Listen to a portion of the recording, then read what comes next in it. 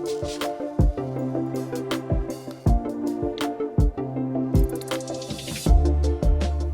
I'm Kevin Williamson. This is How the World Works, where we have conversations about work and jobs and policy questions related to work. I'm here with an old friend, Veronique de Rugy. And one of my all-time favorite interviews was Chris Rock when he had a talk show. He had Jesse Jackson on, and he just asked him, he said, Reverend Jackson, what do you do? And in that case, it was kind of an eviscerating question because Jesse Jackson is not good at explaining what it is he actually does. But what do you do? So I mean, you tell people you work at a think tank and they think it's like a born identity. Yeah, the top line is like I work for the Mercatus Center, which is a university-based research center. But then what do I do there, right? And by the way, what I do there is not exactly the same thing as some of my colleagues. We all do very different things. That's a reflection of the skills we have. So I write studies, but I also write columns. And the way I think about what I do is I am trying to defend a viewpoint and to try to explain to people why I believe the world would be better if my vision for the world was put in place. Gotcha. I remember a long time ago when I was a young newspaper editor, and I met a guy who had this really nice, impressive house. And so I asked him, what do you do? And he said, you know what I do? I'm the president of thus and such bank. I know what you do. And I was like, yeah, but what do you actually do all day? So what does your day look like? What is a day in the life of a think tank writer and scholar actually consist of for the most part? It depends on the day for me because I'm a syndicated columnist.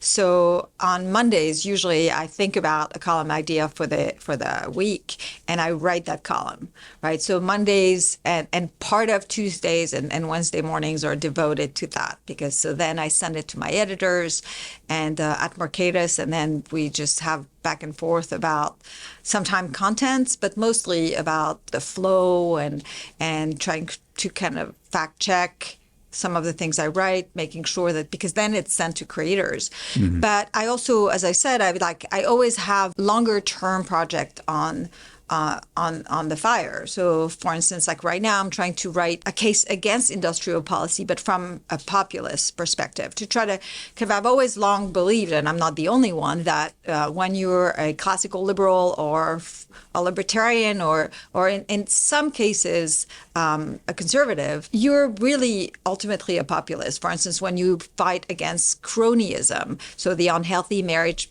I call it unhealthy. I think it's profoundly unhealthy marriage between government and the private sector, right?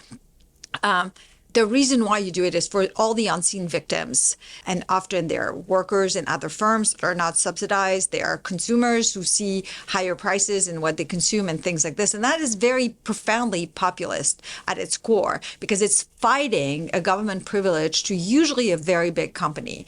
So I'm trying to kind of show all the ways that actually industrial policy expresses itself in this favoritism to big companies. And that goes really profoundly against a populist approach to policy, which often the people who are pushing industrial policy are arguing they're doing this for. So that's kind of some of the stuff. I'm sorry you said that so persuasively, because usually anytime I find myself doing something that feels a little bit populist, I assume I'm wrong, and I try to walk away from it. But maybe. But no, I mean, there's a lot of there's a lot of things that we do that at their core we're really populist. We're thinking like, so for instance, like there is a very populist case for a reduction of the corporate income tax, right? And that is that basically when you reduce the corporate income tax, economists have found that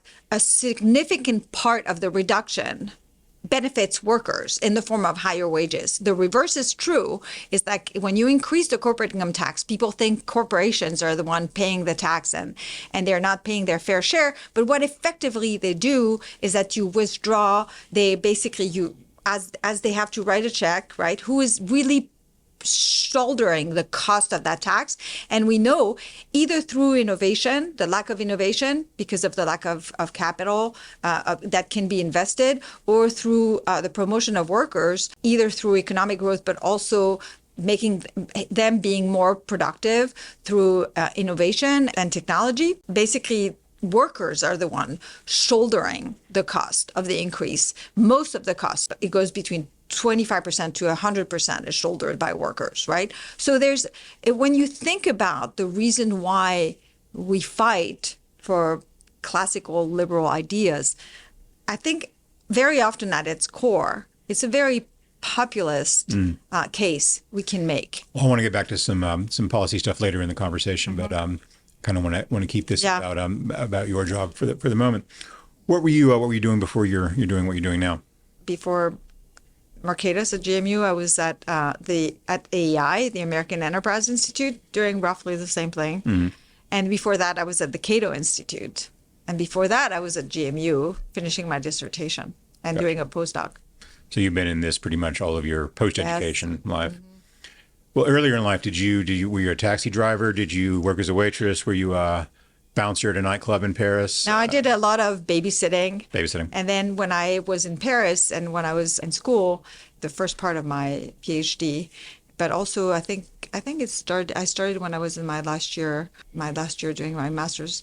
I was working for IHS Europe. So basically what we did, we were organizing summer seminars for European students. And it was actually really cool because it was at the beginning of the 90s. And a lot of the kids we were getting, let's say we would have a 1-week seminar in Oxford, England, and we would get a lot of kids from Romania, from Hungary, from all these places that were actually escaping communism. And it was really it was quite inspiring. Mm-hmm.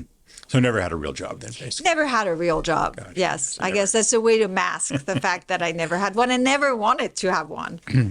Well, it's kind of interesting the way that the work has evolved in our time, because a lot of good jobs, in fact, are things that don't really feel like work, or as most people think of work. Like, when I was younger, I had non-glamorous jobs. I worked at Burger King, I worked at 7-Eleven, things like that. I was a babysitter a lot. Yeah, I'm currently a full-time babysitter, but it's mine. So that's it's not really a paying proposition. Oh, believe me, you'll be paying a lot as a parent. Yeah. There actually are a lot of jobs, I think, that are sort of difficult for people to really explain. So like I have a fairly easy one because I just write, so, and sometimes I do conversations like this, but people, so what do you do? Well, I write magazine articles and newspaper columns and books. And so that's pretty straightforward. But like I have a lot of friends who are consultants at McKinsey and places. Yeah. I don't know what they do. I don't know what they actually do all day. And I try to get them to explain it to me, and it always sounds like they're just making it up as they go. A bit, but they're trying to solve problems, right? They're hired by clients who have a problem, and they're trying to kind of give them a path away from that problem. Yeah. So using different tools. The father of my children worked at McKinsey for a long time. Mm-hmm. And effectively what they were doing is like they were trying to solve businesses problems. So in different industries, they're like, there's even one in the McKinsey even has a specialty for nonprofits. So nonprofit, like, not like, the ones you've been in or the one I've been in, but like bigger nonprofits. Well, I guess our careers actually did overlap somewhat in the nonprofit world when I was at IHS while you were at Mercatus. So I guess we did work at the same place for a while. Well, and then in National Review. National Review, because I still blog there. Not a lot. This is the interesting thing about my life and my work life is like there are times where I feel the best thing I can do is to actually blog and then talk to people through that medium, which I think is always a very good medium. And there are very interesting conversations that are taking place there. When I discover a new area of interest, I write a lot of papers, and it's my way of like thinking through a lot of these problems. That said, I sometimes do this in the blogging area. So it depends on the battles I'm waging or the barricade I'm on. At what point in life did you become comfortable enough with English to write professionally? I'd say that early. Sometimes I'm still not. Still trouble? That's sometimes I'm still not, right? It's like, I always think when I give talks and I am asked to give professional advice to people, I always say, I would advise against doing what I did, which is to enter a field where the main skill you need is the command of a language. because when I was younger, people thought, oh, it's cute. Like she has a French accent and all this, it's cute. But the truth of the matter is like in most times it's not even an advantage because as you start aging, when you, for instance, you go on TV, it doesn't really matter that you have a cute accent. If people can't understand what you're saying, they're not going to invite you back. Right. And for the writing, it's never completely natural. But that said, I wasn't a great writer in French either. And so that's the big tragedy of my life, which is like basically I'm not 100% comfortable in any languages, but to some extent that I'm more comfortable in one is English, strangely, because it's a language that fits me better. That's interesting. How? I think there's a directness about English that I like, a lack of, when I go to France and I listen to people talk, especially on TV, I'm always thinking there's something kind of vaguely fake about the way they talk. It's very clever language. Yes, it's clever language and it's pretty. And I've never managed to, I just like, I'm not clever this way. But so you write in English, then sometimes write in French and then translate in after fact, when a lot of people have asked me, why don't you also kind of have a presence in France? And this is because I just can't write in French. Well, and people have also said, would you give a talk in French? And I would be like, I'd rather not, because I think in English, I think, especially with professional issues, the language I've developed over the years is English. Yeah. And so there's just limitation, which is why I say it's kind of like sad because it's not as if I don't make mistakes in English but then I can say, well, it's because I'm so good in French. Well, as someone who was an editor for most of his career, most native English speakers aren't very good at English either. So it's okay. But so I think it's just because I put way more efforts in what I write, I think because of that, because I'm constantly trying to overcome that problem. Did you ever think about taking a different path in life? Is there a sort of road not taken for you professionally, a job you would have done if you weren't doing the thing you're doing now? So when I was ready to leave Cato, I was offered a job at the Joint Economic Committee, and I didn't go. So what's the Joint Economic So Committee? it's just it's a joint committee. It's like it has it serves both sides of Congress. And it just basically depending on who's in the majority, right? It writes reports and informs Congress on a bunch of issues. And these issues vary depending on who's the head of the committee at the time. So when Mike Lee, Senator Mike Lee from Utah, was the head of the committee a few years ago, right, they developed a whole programs of thinking about social capital and things like this. And like right now, I think they're writing a report. The Joint Economic Committee always write reports on a bunch of economic issues depending. And I know there's one that's going to come out in August. And it's always interesting because it's basically like a bunch of economists and non-economists thinking about kind of bigger issues. And so it's always, whether I agree with them or not, it's always worth a read, right? And so I didn't do this because the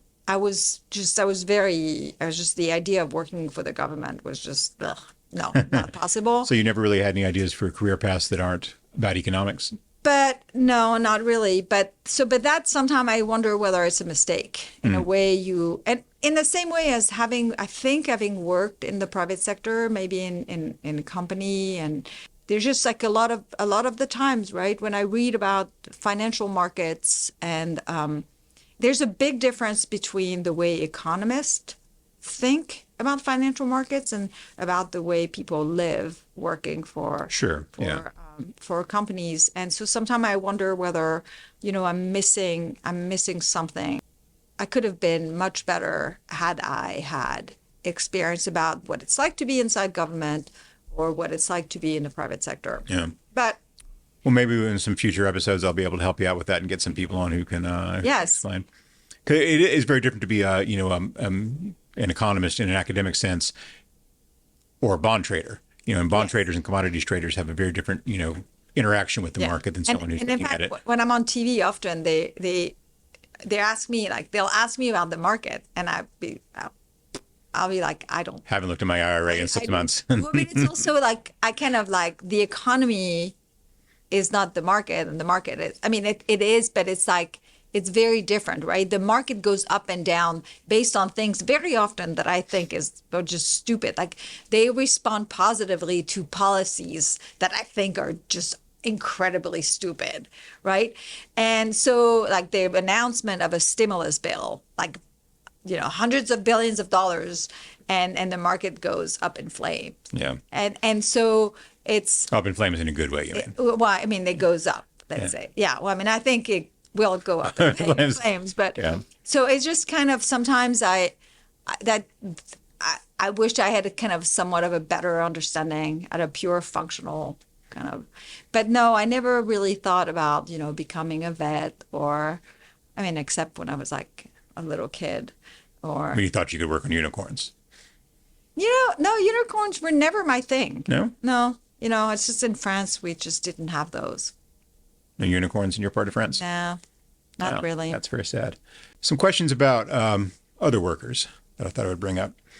One of the things that seems to me is that in our policy conversations, we spend a lot of time worrying about the wrong workers and the wrong people, I think, in general. So we've just gone through this national convulsion and Supreme Court case about admissions practices at Harvard. And I care about the case, and I care about the issues that are involved in the case, but I don't care that much about the people in the case, honestly, because the people who are kind of on the cusp of getting into Harvard and who may be advantaged by their policy or maybe slightly disadvantaged by their policy, their worst case scenario is they go to Stanford instead or something, or maybe the University of Texas if they're really, really unlucky. Those people are going to be fine in life. The people who really have trouble, I think, in our labor market, in our economy, and in our society, are not people who are like, maybe you'll get into Harvard, maybe you won't.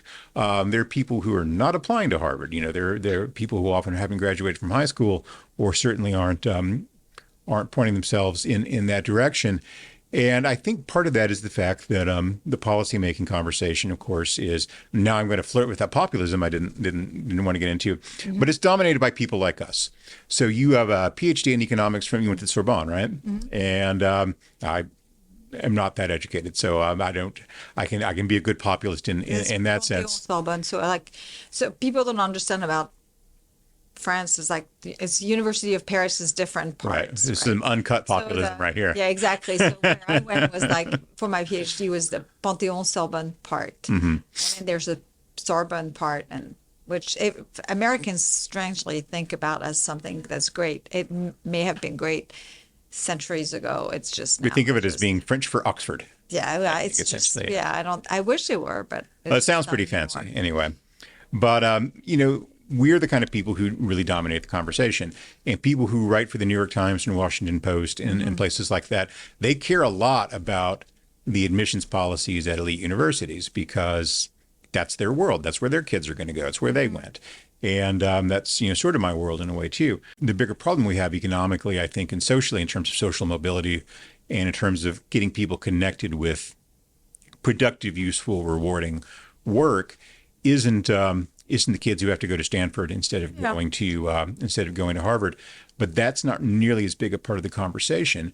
So that's it. I mean, I think their bigger problem, even from a populist perspective, with the way that case was ruled, I actually think it was still, correct. Just from a matter of principle that we should not be discriminating. And besides, what's bothered me about the whole thing is if the justification for affirmative action is right. It's like it comes from a world where America was mostly white and black, right? And there were some real problems. There were some real structural things that was holding back black people. But here, in effect, you're pitting, black people versus Asian people, while at the same time preserving the stuff like legacy, and all of that stuff. So it's, And more specifically, you're pitting the yeah, typically well-educated children of high-income Black families versus the well-educated children of high-income Asian families. So I think it was a good thing to remind people that just kind of, it's a problematic proposition, that affirmative action, while may come from a place that may have made sense. It's not my area of expertise, but and that kind of discriminating, like Harvard was doing, in a way that was kind of really really just problematic. That's a problem.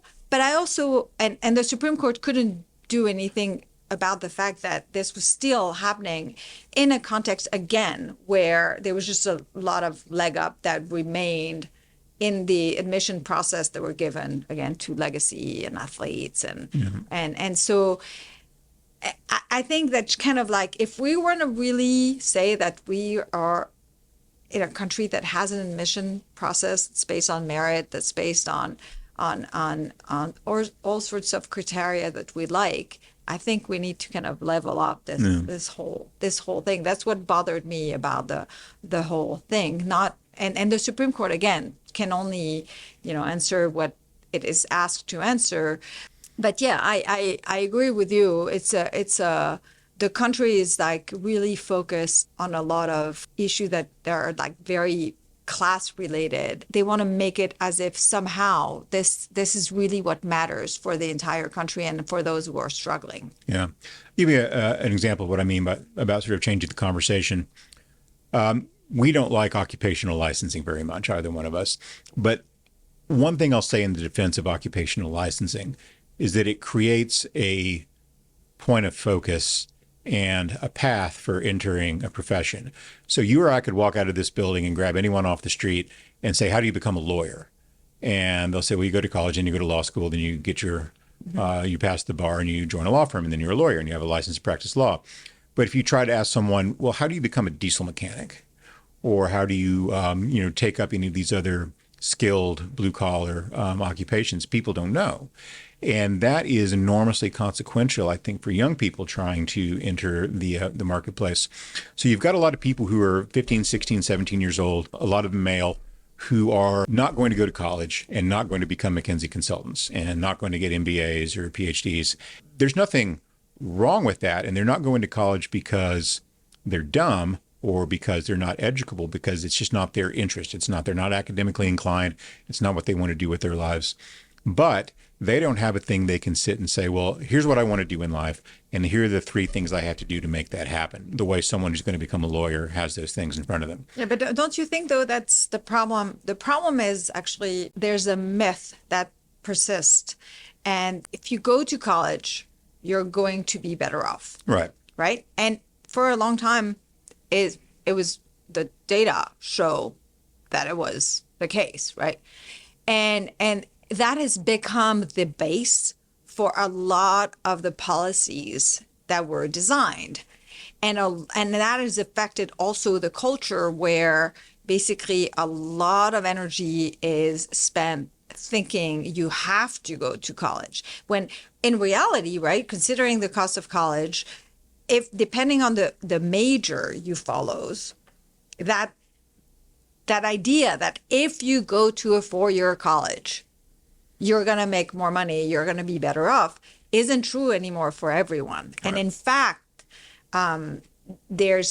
people would have been better off doing something else. But that kind of really, that prevalent belief has actually probably done a disservice, because there are few people who are willing to say, you know what, I don't want to go to college. What I'd like to be is a plumber. And by the way, you'll make a lot of money being plumber, since there are so few people who take that route. Mm-hmm. And you can make a lot of money being a plumber, at least, I don't know, but in Arlington, they seem to be doing very well. But it's sort of a huge check to movers. Yeah. But even I think there are just a lot of schools that decided that, it was just like not worth even offering this, because very few people would pick up on it. Yeah, I think it is fundamentally a cultural problem, not a policy problem. I think there may be some policy things that could be done, and maybe we'll talk about those in a minute, but I think it starts off as a cultural problem. I was talking about helping people find paths for things. There was a guy I knew I went to high school with who, smart, energetic guy, but wasn't good at college. And his family had an auto body business, and he was really interested in cars. And so he went to work for the family business, ended up taking it over, did really well in life, made a ton of money, started making it when he was 18, 19 years old, got married young, had kids young, all that stuff. A good way of living, and one that satisfied his particular interests and values and needs. But people look at him and say, he's so smart and hardworking. Think of what he could have done with his life if he'd gone to college. And of course, it probably wouldn't have worked out nearly as well. Some years ago, I was interviewing, Jesse James, the motorcycle customizer. And when he was really big in his television show back then. And I thought, how weird is it that guys who, go to college and they play with spreadsheets all day and they make $65,000 or $80,000 a year, and they go home and they spend their evenings watching television shows about this guy who's a welder and makes $10 million a year. But we still look down on those occupations in a lot of way, and on occupations that don't require a professional license, that don't require a graduate degree or a 4-year degree. Well, I mean, like, when you say we, I think we as a society, I don't mean you and me. yeah, no, because I was going to say, I think that it's more likely that it's a parent in Arlington where the kids come and would say, oh, you know what, I don't want to go to college because what I want to do is I want to be a plumber, I want to be a welder, I want to be in the auto car repair, whatever. Those parents are going to be like horrified, right? But I assume that in most places in the country, I mean, parents are going to be like, okay. But where you are right, I think, is like the problem is that newspapers and universities and a lot of the opinion makers, right? They will look down. They will think it's like a weird choice. It's a wrong choice. And why aren't they going to college? That's the problem. But I think there's this big disconnect between what people think around here versus the rest of the country. And unfortunately, the people around here and what they think is highly influential in directing policies and just influencing the culture. Yeah, there's a lack of knowledge and a lack of information, I think, and a lack of insight about, or particularly about, how well certain kinds of jobs pay. I had a friend who was working construction and went to work one day and was wearing a Rolex and suddenly got very self-conscious about it and took it off and put it away so as not to, look like he's flaunting, in front of these workers. And then listening to the workers talk about, the ATVs they were buying, and which cost more than the stupid watch did, and thinking, it's a different economy than the one I thought it was. That the people who are actually really good at construction aren't, they're not making $10 an hour. They're not making minimum wage. They have, it's a good job. It's enough to support a family. It's a stable kind of life for a lot of people. And it's work that people enjoy doing. And then when they're done at the end of the day, they feel like they've done something. Yeah. But again, I have in my head this, this sort of archetypal, 15, 16-year-old boy I think about a lot. And how do we get him, if he's, not going to go to Princeton and not going to go to law school and not going to do something like that, how do we get him at that point to understand there are things you can do in life that'll pay you pretty well. Sometimes it'll pay you really well. That'll give you a life that you'll like, that you'll enjoy, that you'll find rewarding, and allow you to have, a family and a place in society and a kind of, status in your community and these sorts of things. But there are things you have to do to get from where you are to that place. And honestly, a lot of times, if I sat down with that kid myself, I could probably give him some reasonably good advice on things.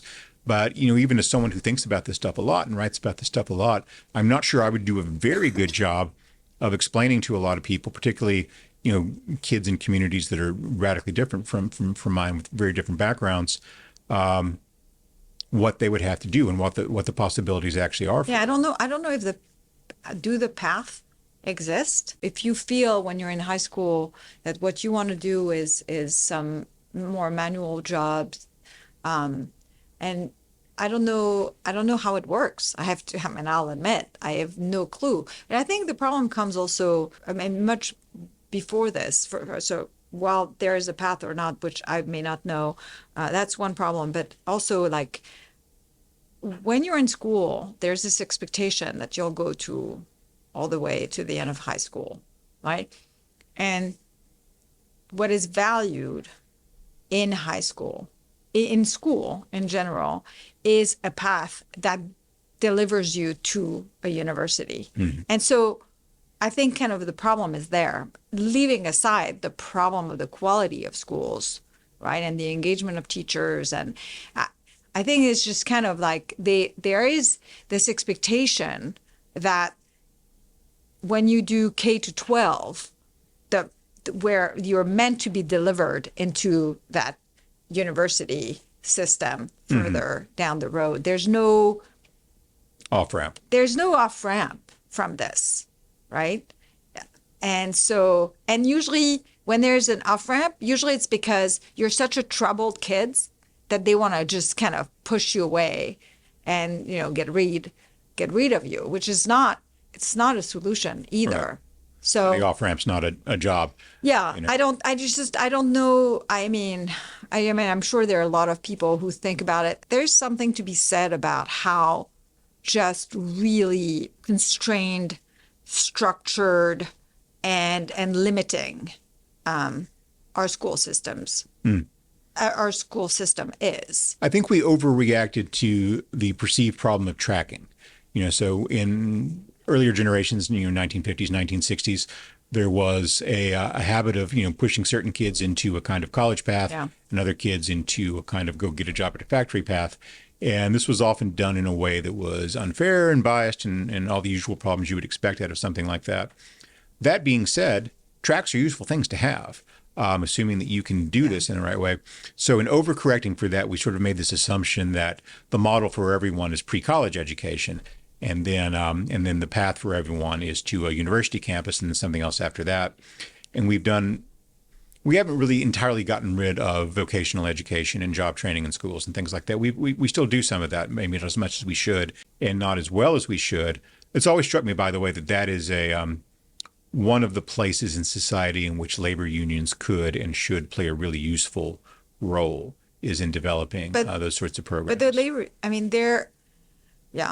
don't know. It's like the laborers in school, for instance, labor unions in school, they're focused on the teachers. They're not focused on the kids. No, I didn't mean I didn't mean the teachers unions. I meant the other ones. I agree, but I think even them are becoming elites, right? The labor unions have become elites. But I think that one of the problem is that government does not adjust well, and schools are the governmental system, and so the flexibility to adjust to actually a need for each of the student is just, it doesn't exist. It's like it's a system that call it the school system. It has a path, and if that path doesn't work, it's just not good at changing and evolving. And there are just so many kind of special interests that are that don't want to do things differently, and that may be a real problem. Yeah. And it's what's interesting is, like, I've read a bunch of things about how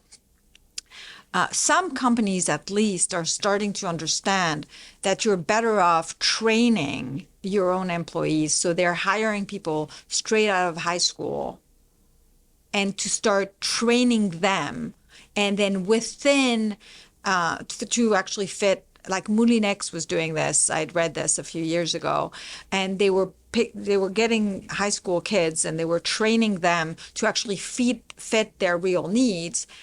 Because when you think about it, so 40% straight out of college kids don't actually get a job in the major they followed when they were in college. It's a little less than this. It's 25% later down the road, but it's still a pretty big system that there's a real mismatch. So those companies will train kids straight out of high school, make them like the kind of employees they need, and then along the way, they can retrain them for different jobs, right?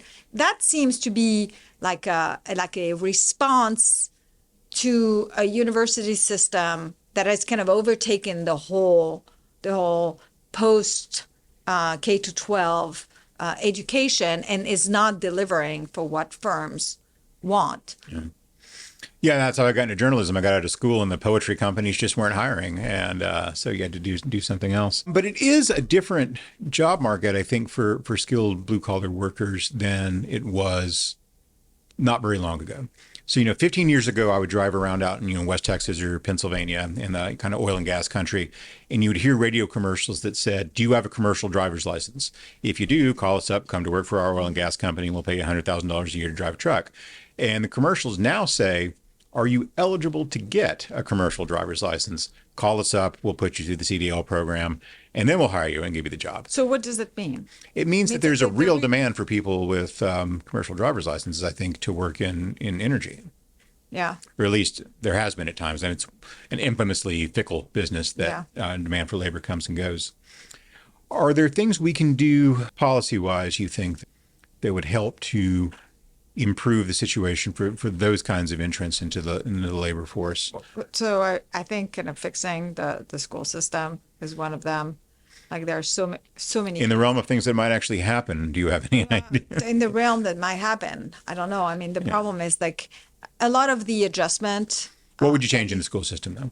I mean, I don't know. I just would make it more flexible. I give more have more competition, allow kids to be able to take their money and go to other form of education if they need to. Just not have like school choice. It's an important path to allow kids to have an education that fits them better. But I also think that maybe we need to get out of this idea that every kid needs to go to the kind of schools. Even charter schools are kind of like,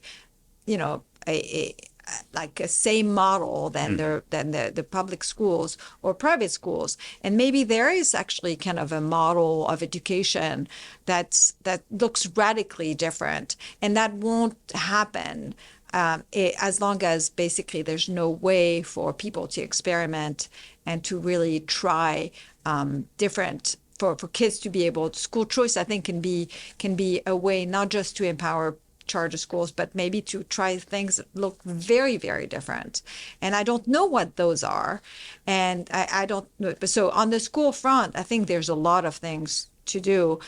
But I think on the labor market front, I mean, removing a lot of the barriers that exist from people to be able to adjust and find the kind of jobs that fits them. And that goes from, getting rid of a lot of the occupational licensing, minimum wage, which kind of basically dictate the relationship between worker and employers that we have, but also like, zoning laws and land use, I think do a lot of damage to actually the mobility, the ability of people in low wage, high unemployment areas to actually move to other places and get access to a better labor market with a higher wage premium, because it's not worth moving if basically the cost of housing is going to take away all or more than the difference in wage that you can get. So there's just a lot of the problem that we see for workers that are stuck in less than economically vibrant areas that are the product of government barriers that are erected everywhere.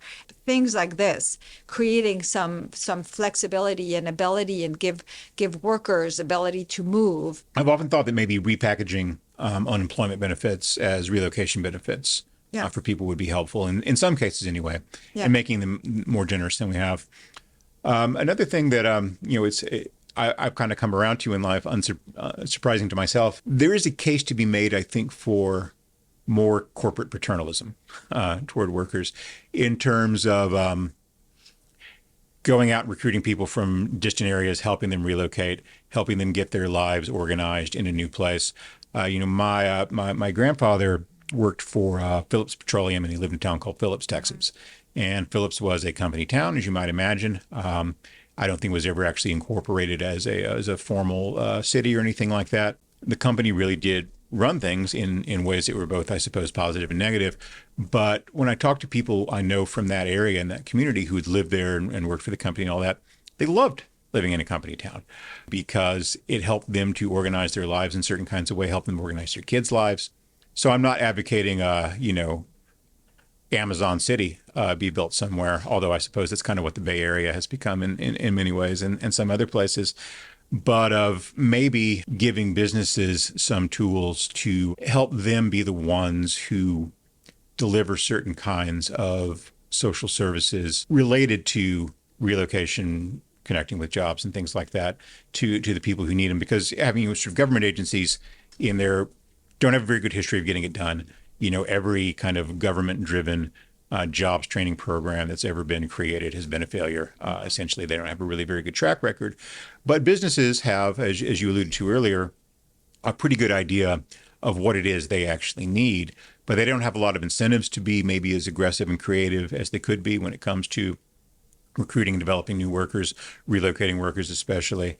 And maybe they don't have all And the training tools they need. workers, Yeah. actually, the tax code, if you want to make an investment in your workers, my understanding is that there's no way to deduct these costs in the same way as you would deduct other labor costs.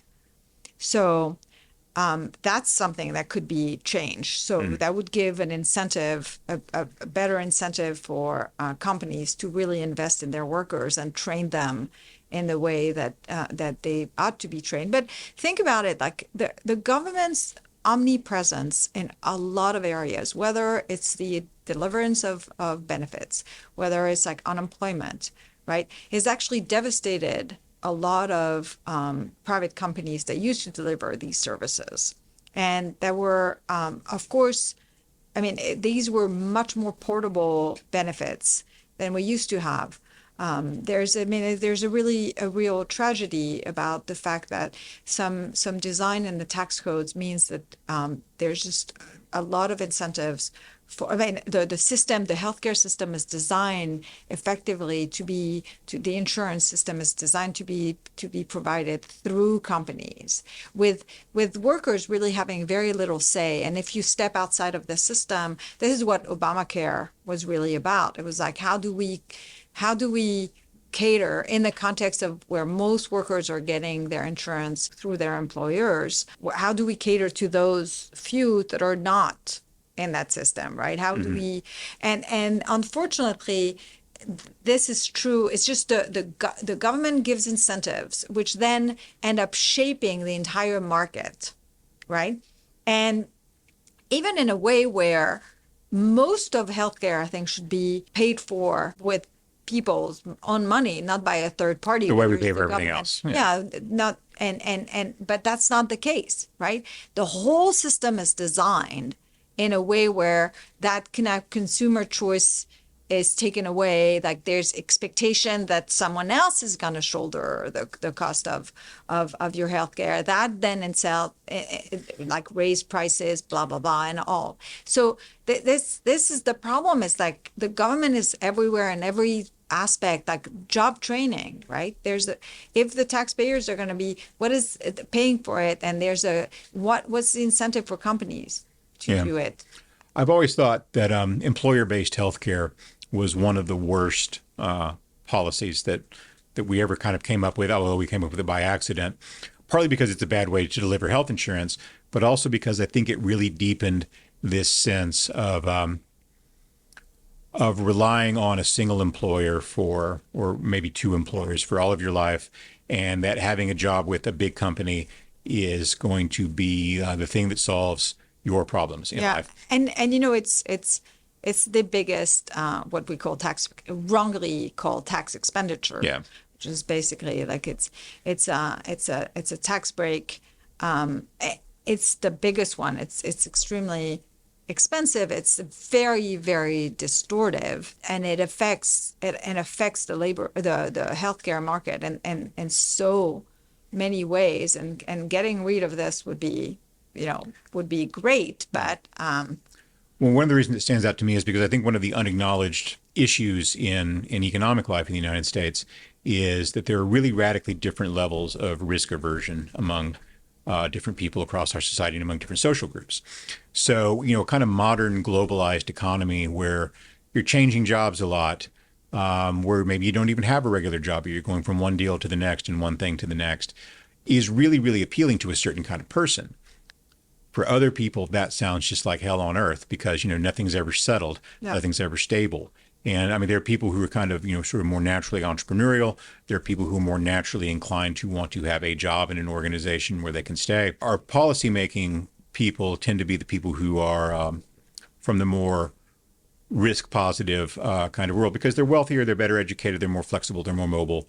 And the people that they're trying to help tend to have a much higher level, I think, of risk aversion. I mean, that's really what the Obamacare debate ended up being about was, I mean, the unacknowledged part of that debate was, well, yes, this healthcare system may be less effective and more expensive than it would have been otherwise based on if we had a more market-based system, but it'll be predictable and you'll never lose your insurance unexpectedly and there won't be unexpected expenses that'll land on you, or you won't suddenly find out that a procedure's not covered. Now, granted, those were not promises that were kept, but that was kind of the marketing for it. But again, and I think a lot of people look at that and they make a rational decision to say, I'll take the slightly inferior but more stable and reliable and predictable system over the better, riskier one.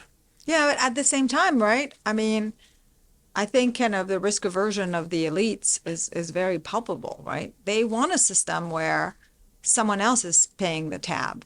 And Sure, yeah. right, and they're the ones who are employed in those companies that actually provide healthcare. They're imposing their risk aversion on everyone else. If you listen to a lot of the ways the policy debates are taking place these days, and I assume it was always the case, it's always like, how do we make any risk disappear? And of course, we know that's just not possible. But a lot of what drives policy, whether you take paid leave, for instance, it's like it's like, why is it that not everyone benefits from paid leave?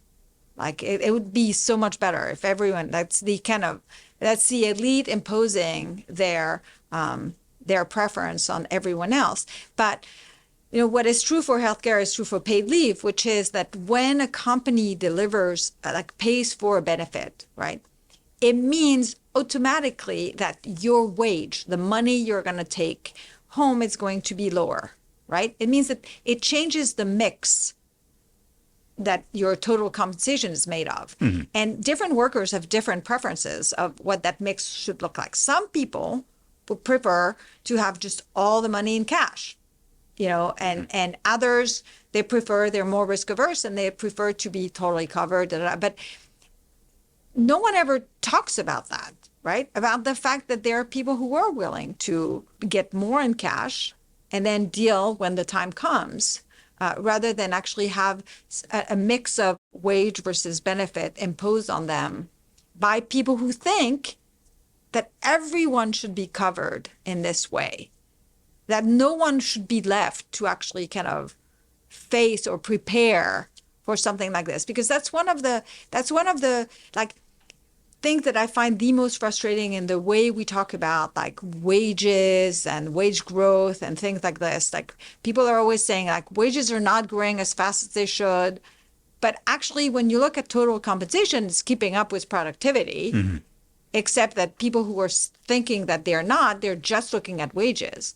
But today, a third on average of total compensation, which is really the cost that an employer is facing for their employees, is it's actually growing. A third of that is the fringe benefits, whether it's and that, to me, again, is something that's removing a big part of the flexibility, imposing it. And I think that's the reverse. I think it's the very risk-averse elites who think that everyone should be covered in the most expensive way.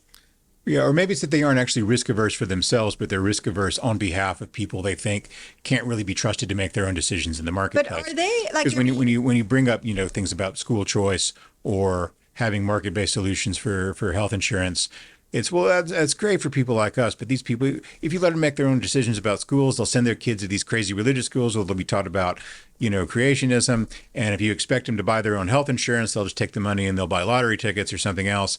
I mean, they don't speak about it in those explicitly condescending terms, but it seems to me that's really what some people do. Yes. Right? I mean, remember the debate about universal basic income? Mm-hmm. The way the left was talking about being opposed to it was no, you don't understand.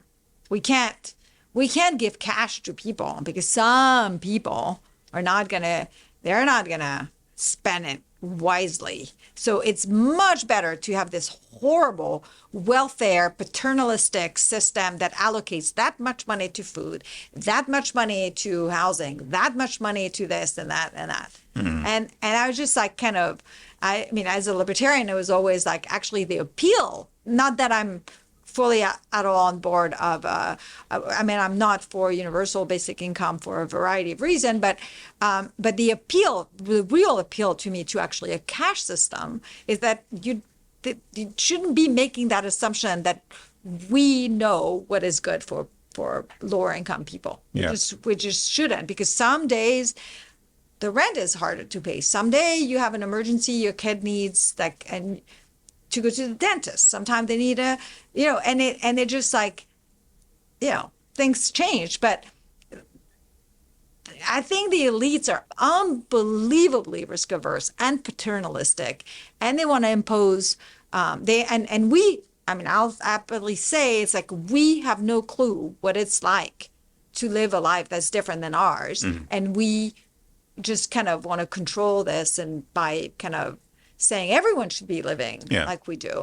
And that kind of, it really bothers me. And again, in a lot of these conversations, right, it's like, what we forget is like, the conversation shouldn't just be who's going to be paying for your healthcare. Like, is it going to be the government or is it going to be an insurance? It's actually shouldn't we be paying for our healthcare, at least most of it, right? It's like that part of the conversation is totally disappeared, where like I think CBO, the last data I saw, I don't know that it's not entirely updated, but if it's outdated, I assume this number that I'm going to give you is too high. It's like only 11% of the healthcare we pay out of pocket, right? And there's something to me that is extremely distortive, is all those healthcare decisions are made either by the government coverage or by insurance coverage. There's rationing that's happening, and that rationing was not always bad, right? But what it means is that it really restrain your choice in what you can do. And it also prevents actually different innovations from different things from happening. And that's, as much as I love the school choice movement, right? I wonder whether effectively what it's doing is cementing a system that looks very much just like the public choice system, with more choice, obviously, and that's a good thing. But it's like, in the end, can K to 12 look radically different? And I think in a system, again, a voucher system, it's still for options that are very much looking like, Yeah, I've often thought the problem with our education system is the idea of an education system, or even 3 or 4 education systems, which just aren't enough for a country as large and diverse and dynamic as ours. We need hundreds of models of education. And again, I think school choice, I always kind of assess policies, whether it's more freedom, choice, and innovation enhancing, and having school choices definitely beats the current system. In the same way as the cash welfare is much better than the paternalistic system we have now that is not even serving. And because the eligibility have increased, it's really not serving those who really truly need it the most. Well, so it's a step in the right direction, but can we not stop there and just be much more radical? Yeah. You used a phrase earlier that you don't hear very much anymore, which is fringe benefits. I think people have stopped calling them that. They just call them, sort of benefits, although it was a very common expression when I was a kid growing up in the 70s. And I don't remember how old I was when I figured it out, but when I first heard that expression, what I heard was French benefits. French, well, yeah. And I was, what is this, something we borrowed from the French model or something? And at some point it occurred to me that it was fringe. And then you're right that it's not when a third of compensation. It's not fringe anymore. It's not fringe anymore. Yeah. And the reason why, employers are all in for this is that they get this. There's the tax code favored them to deliver this, more of the compensation in the form of benefits. And I think it's a big problem, especially if people are worried or concerned about wage growth. we don't understand that that's a big part of what's constraining, especially a big chunk of that third of compensation delivered in the form of fringe benefits or benefits is healthcare. And as healthcare costs go up, right, it's just starting to consume more and more. And so as we get ready to close the conversation, I wanted to ask you one last question about your particular work. And a lot of jobs have really built-in metrics. If you're a salesperson, you can measure your sales. If you are building cars, you can count how many cars you built or how many fenders you bolted on this week. How do you know when you've done a good job in your work? What are your? I mean, we all have deliverables, as they call them, because everyone talks to McKinsey consultants, and now we all talk about McKinsey consultants and say deliverables. But how do you know when you've done something right, when you've been effective in your job? Because affecting social change and political change is a very, very slow moving thing. Well, you take an issue like abortion, which was very, very, and is still very charged. And there were thousands of people employed full time working on this issue. And it took, 50 years to change one court decision. Most people don't have 50-year careers of working on one issue or one or two issues. So I'm filibustering a little bit here to give you time to think. So how do you know when you've when you got the job done? It's it's an important question that most people don't ask, and to some extent, I'm the beneficiary of those questions not being asked. It's really hard to know when you've affected social change, right? And because you can't, how do you follow the path of an idea? It's hard, and like, or how influential your work has been on a given outcome. And the problem with measuring things, right, is like you can only measure what you can measure. You can't really measure influence on this, with just rare occasions. So the reason why I say I'm a beneficiary of it is like when think tanks measure output, right? They're like, I'm fairly productive. I put out a lot of things, right? And so I benefit from that. But it's also, thank God they don't like say, okay, you work on spending issues. Let's look at how successful you've been in reducing government spending. Because when I started at the Cato Institute, the federal government was spending roughly $1.8 trillion. And now I'm always amazed I still have a job, right? Because we're spending above $6 trillion. We're we're $32 trillion in debt. We're heading to 200% of debt to GDP in debt in 30 years. And so you're fired, obviously. Yeah, so obviously I'm fired. But there are moments in my career where, and I can only think of two, where I've actually been able to see an outcome of what I've done. My fight on the Export-Import Bank, right? That's it led it, and I was really, because when I take on something, I'm very fiery about it. And you were at National Review at the time. That's all I was writing about. I edited a lot of those pieces. That's all I was writing about. I was just very fired up about it. And then the charter was not renewed. And then 5 months later it was, but then there was no quorum. So basically for 4 years, the bank was really pretty much debilitated, was functioning at 15% of its potential, which then allowed me to actually look at kind of what the export market looked like, what the commercial lending market was like for exporters when it was closed, what those companies that are the big beneficiaries of XM, how they were faring, and everyone was doing very, very, very well. So you're the Andrew Jackson of the Export-Import Bank. Yes, maybe, but except that it's amazing how quick, politicians are so lame and unprincipled that as committed as they were against cronyism, now they seem to have fully embraced it and say that it's totally okay. And I just don't know who would fight with me that fight again. And then the other one was a border adjustment tax, right? XM was a partial success, but the border adjustment tax is something that I fought really, really, really hard, and that just did not happen. It was if you don't remember, it's like during the Trump preparation for the Trump tax cuts, right? They were considering a border adjustment tax, and a lot of people thought that was a great idea, and I was very opposed to it, and so that. But it's hard, it's hard, and the problem is, like, so for instance, like right now, I've realized that one of the things I've really dropped the ball on during all these years is like kind of the importance of economic growth, the importance of actually talking about abundance, which comes from allowing freeing suppliers to be as innovative and to provide as much of something, whether it's housing, energy, all sorts of things like free trade, like free.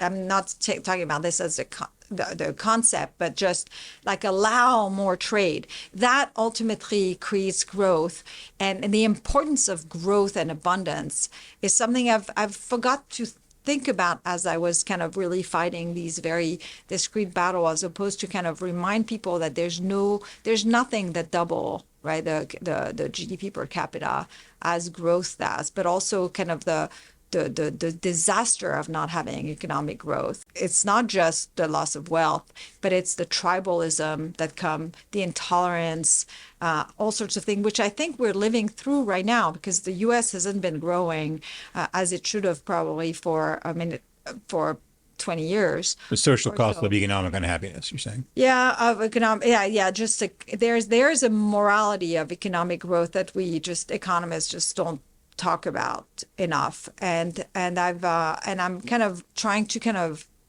redirect a lot of what I do and trying to think about these much broader issue to remind people, how do you see if it was working? I think there is a moment right now where more people are talking about this. If we start seeing the American people demanding more abundance, more growth, more, then we'll know that kind of somehow the fight we've taken on and has worked. But it's just really hard to measure the influence we have, and the danger. The danger is to think that the number of retweet or the Yes. number of articles you write or the people who think you're great is a statement about how much value you add. And I think it's not. But it's intoxicating for some. Sure. Yeah. And I think this is why I actually like, in a way, to be reminded that ultimately we are populist, because we have to be thinking about taking on battles that actually matters to people who are the unseen victims of a lot of the bad government interventions, and taking those battles on, whether it's to free the energy market, which I think is it's a big important thing to do, because the ramification across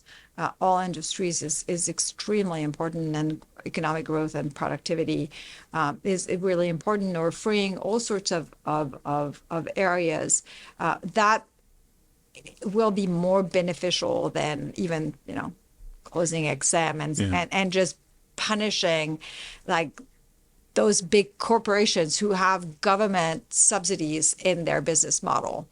And I think this is this is a service that the populists have given us, the true populists. It's like it's kind of reframing and forcing us to think about, honestly, people we haven't thought about enough. Yeah. And, yeah, measuring influence, of course, is notoriously difficult to do. And I was thinking that, Rick Unger, he's a professor, progressive activist and writer. He mentioned in some public forum one time that an article of mine had changed his mind about fracking. And he'd become sort of more open and friendly toward fracking. As far as I know, he's the only person whose mind I've ever changed on any issue of any real importance. No, I actually don't. I remember reading. So I think about. I don't know if you remember, but so you wrote a very pessimistic book about the size of government, right?